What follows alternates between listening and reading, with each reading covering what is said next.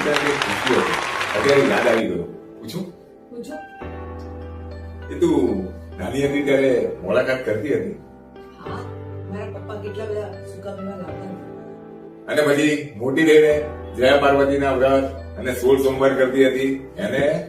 હા, પણ તમને કેવી રીતે ખબર પડી? જો આ રવિવારે મારો મૂવી જોવાનો બહુ મૂડ હતો, પણ તે ના પાડી કે હું તરત માની ગયો એને. હા, પણ તમને કેવી રીતે ખબર પડી કે હું સોમવારે વ્રત કરું છું? બા કહેતી હતી. આ નાનપણથી જ મારું બહુ ધ્યાન રાખતા હશે, હે ને? ના, બા ધ્યાન નહોતી રાખતી. અરે એમને કેવી રીતે ખબર પડી? બા કહેતી હતી કે જેને બાળપણમાં મુલાકાત કર્યા હશે, પછી મોટી થઈને જયા પાર્વતીના વ્રત અને 16 સોમવાર કર્યા હશે, અને જેને 5 આંગળીએ પરમેશ્વરને પૂજ્યા હશે ને, એ જ તને પામશે. તું કેટલો ડાયો છે બાબા. તંબુરા, હું નસીબદાર છું કે તમે નસીબદાર છો? કોઈ બીજી મળી ગયું તો ખબર પડી જાત. મારા તો કરમ જ ફૂટેલા છે કે તમે મને મળ્યા. મેં ચોક્કસ કઈ પાપ કર્યા હશે કે આ જન્મમાં તમે મને મળ્યા.